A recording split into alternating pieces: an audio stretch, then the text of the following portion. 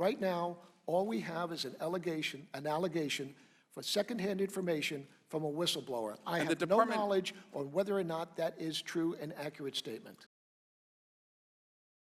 National Intelligence Joseph MAGUIRE was on Capitol Hill today. He was testifying about his role in releasing a whistleblower complaint about the president. The House Intelligence Committee grilled MAGUIRE about his support for the whistleblower and whether the White House pressured him into withholding the complaint, which could be politically damaging to the president. I believe the whistleblower is operating in good faith. Well, then they couldn't be. The law. They couldn't be in good faith if they were acting as a political hack, could they?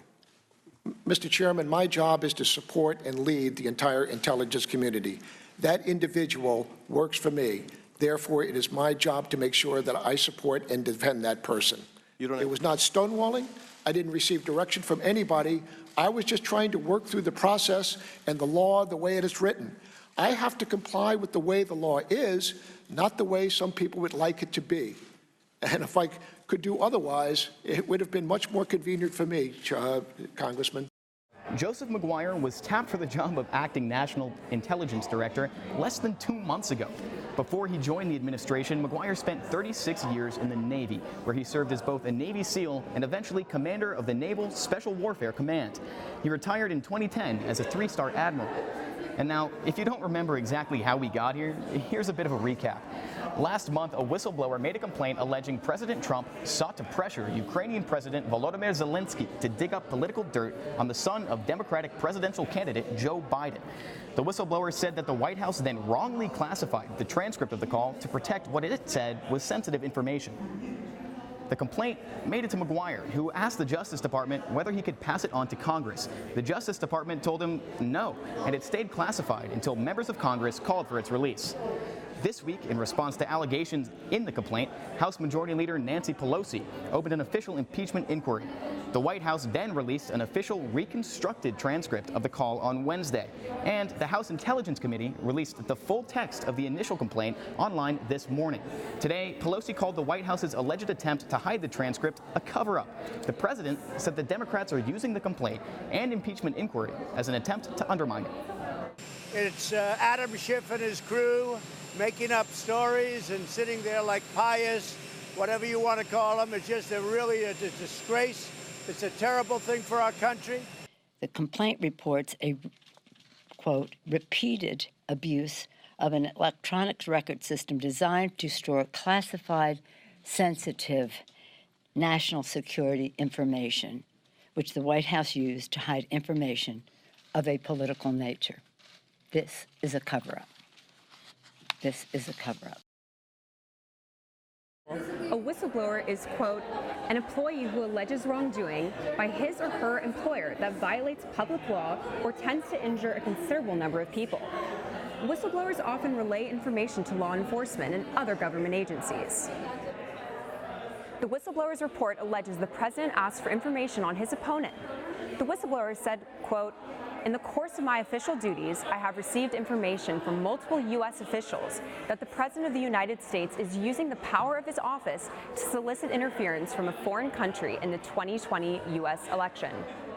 The report went on to detail the exchange between Trump and the Ukrainian president, saying, quote, in the days following the phone call, I learned from multiple U.S. officials that senior White House officials had intervened to lock down all records of the phone call, especially the word-for-word transcript of the call that was produced, as is customary, by the White House Situation Room. The phone call between President Trump and Ukrainian President Zelensky is what led to the impeachment inquiry. It is alleged that Trump withheld almost $400 million in military aid to Ukraine before asking President Zelensky for a, quote, favor to investigate his political opponent, Joe Biden, and his son, Hunter. Major violations that the inquiry is looking into include the Foreign Emoluments Clause, which would prevent the president from accepting a thing of value from foreign state officials. Similarly, the federal bribery statute prohibits officials from taking on or soliciting bribes. And requesting the Ukrainian president to investigate his political opponent could amount to a violation of campaign finance laws. House Democrats must now find enough evidence that amounts to the alleged conduct of high crimes and misdemeanors, which is necessary for an impeachment vote. So exactly what is impeachment? Well, it starts with bringing charges to Congress in order to begin a trial. What are those charges? Impeachable offenses as dictated by the Constitution include treason, bribery, or other high crimes and misdemeanors, according to the U.S. Constitution, Article 2, Section 4. Now, the first step of an impeachment inquiry is an investigation by the House of Representatives. If the House Judiciary Committee finds sufficient evidence of wrongdoing, then the House of Representatives votes on impeachment. If more than half support impeachment, then a trial begins in the Senate. If 2/3 of the Senate vote to convict, then the president is removed from office. A UCLA law professor weighed in on the process. The impeachment process is a hybrid process, and it's inherently political, and that's why it's given to Congress to deal with, not to the courts to deal with. Congress obviously is a political body. I would caution people of thinking about the impeachment process as a purely legal inquiry, nor would I think about it as a purely political inquiry. It's this kind of uneasy middle ground. Democratic chairman of the House Intelligence Committee, Adam Schiff, is in the nation's spotlight for leading today's testimony on Capitol Hill. This is why the whistleblower system is so vital to us, and why your handling of this urgent complaint is also so troubling.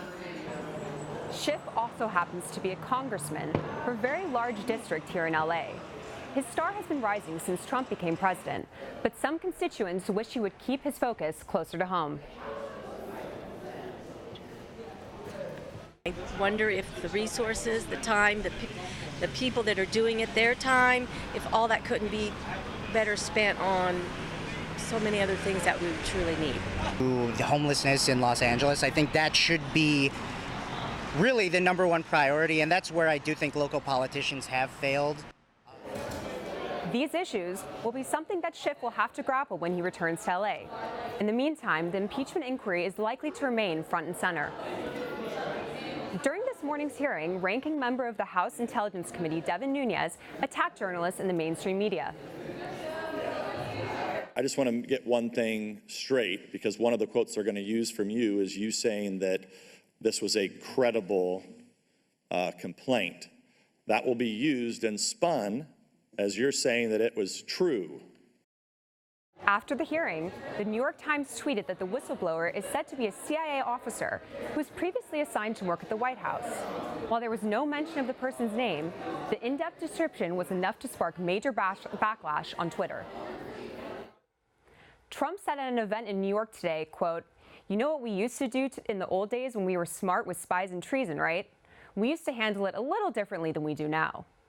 Trump's comments that imply the whistleblower is a spy contribute to the growing fear for the whistleblower that could now be in danger. We spoke with LA Times investigative reporter Ben Poston to hear his thoughts on the role of journalists today. We always strive to get the story right. You know, we always want to be accurate and we want to be fair. And yeah, I just think it's like this. We're in this hyper-partisan era, and you just have to be extremely careful to get it right. And getting it right is a journalist's #1 priority. So it's important to continue to be fair and transparent. That is the only way to defend the First Amendment, which protects freedom of the press. Matthew Levesque is a social media expert and a professor right here at USC. He took a deep dive into tweets about the current political situation. If we look at the volume over time of the entire year, we have numerous waves of impeachment coming up. Congressperson saying something about impeachment, Mueller hearing, and now we come to what's going on today, which is tremendous growth in the volume on social media. 52% of the posts having a negative sentiment within them. When we look at the emotional context of it, we see anger, fear, sadness, joy, and disgust. We see no surprise. Students on campus today shared their thoughts on whether they thought Trump would be impeached. It is highly likely that he could be impeached. I think that a lot of the actions he's taken haven't been appropriate for his role. Republicans are, not having it, and moderates are unconvinced so far. But I do have faith in our Congress and both houses to decide whether he should be impeached or not. This is probably the only chance to keep him from winning a second term. I think it's just reasonable, but also I can understand why there's some people supporting him. I think it's interesting that no one in class has mentioned it because it's huge news. Just Washington that's politically divided. Here at USC, students shared their thoughts about the impeachment inquiry. Here at the University of Southern California, students remain divided on whether they think President Trump should be impeached over the whistleblower report. The question of whether or not a president can be impeached is just simply a question of whether or not you can get it through the House and Senate. I don't think he should be impeached for this. Sahil Nandwani is president of USC Republicans. His counterpart in USC Democrats has a different opinion. Yeah, so I mean, I've been saying that we should be impeaching the guy since he started locking up kids at the border. He's asking a foreign government for help. What the hell is he? If that's not impeachable, I don't know what is. Students also disagree about how House Speaker Nancy Pelosi is handling the impeachment inquiry. Anna Tessier is with Trojan Advocates for Political Progress. I think there's lots of evidence that we could have used in the past 2 years to impeach Trump, and I will always be dissatisfied with Pelosi for only starting that now. Sydney Ross sees it differently. I think Nancy Pelosi knew that this was the right time. I know a lot of people wanted this to happen earlier, but I think it was good to wait because he's a traitor to our country. With the majority of the House backing an impeachment inquiry, the search for evidence against the president is underway. Getting support in the Republican-controlled Senate, however, will be a much tougher task. Two Republican students have different predictions for the future. I think if it follows through the House, yes, he would be impeached. People have been calling for his impeachment for a long time. I don't think he's going to be impeached, and he definitely won't be convicted. Whatever the outcome, students will be watching. For Annenberg Media, I'm Albert Chan. Last fall, USC's Young Americans for Freedom invited Ben Shapiro to speak on campus, and students protested. Now, another right-wing speaker, Michael Knowles, is speaking on campus tonight. Let's send it over to Hunter, who is live at the Doheny Library. Hunter, what can you tell us? Thanks, Chris. I'm here on the second floor of the Doheny Library, where the Young Americans for Freedom will be hosting Michael Knowles. The event that he'll be speaking at tonight is titled Men Are Not Women and Other Uncomfortable Truths. Now, Knowles is a Yale graduate and a conservative political commentator, author, and podcaster. Now, his arrival here on campus was met with some backlash from students, especially earlier this week when he made some controversial comments on Fox News. If it were about science, it would be led by scientists rather than by politicians and a mentally ill Swedish child who is being exploited by her parents and by the international left. Now, Fox apologized on Knowles' behalf while he continued to defend himself on Twitter. I spoke with a representative of YAF where they told me there's expected to be around 150 students in attendance here. There's also the Department of Public Safety on hand if protests are had here at the event. Now for Annenberg Media, I'm Hunter Patterson. Back to you in the studio. Thanks for watching See It Live. From everyone here at Annenberg Media, I'm Genevieve Glass. And I'm Chris Cheshire. You can watch us on the web at uscannenbergmedia.com. Good night.